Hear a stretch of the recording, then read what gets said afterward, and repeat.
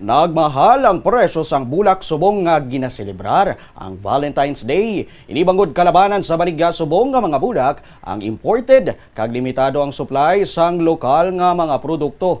Sa interview sang Bombo Radio kay Novi Alaban, isa ka flower vendor sa corner Rizal Street, Iloilo City proper, iyagin payag nga nagligad nga tuig ang isa ka dosena nga bulak ang nagabalor sang 1,000 pesos. Abang subong nga tuig, tunga na lang sa dosena ang mabakal sa 1,000 ka pesos. Dugang pa sini, madamo ang nagpamakal sang bulak, apang kulang ang lokal nga supply. Gani napilitan ang iban nga magkuha sang stock, halin sa iban nga pungsod, lakip na sa China. Bisan pa sang pagsaka sang presyo, padayon ang pagkadto sang mga nagapamakal nga nagapangita sang bulak agud ihatag sa ila mga pinalangga sa kabuhi. Presyo muna, ang 1 dozen is 1,000. Subong, ang half dozen is 1,000. Ay, pilo, pilo. Yes, sir. Oo, sobra pagani. May araman pero galing kay advance pala nila, ginakat pala, sir. Dayon nga, dayon Okay. pag-abuti sa amon, gakalatak-takan. Kay ginakontrol man amon order. Ay, pag-dabot.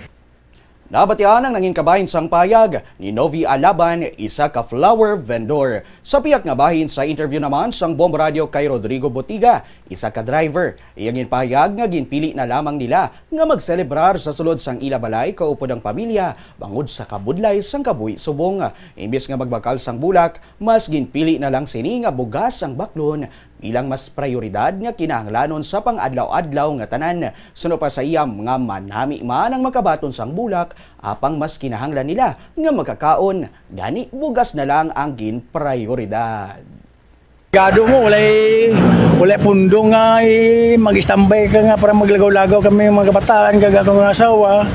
Sa balay lang, tapos ako, gapangita di sa kasada nga makapasero para makabakal sa amon nga panimalay nga gastuson.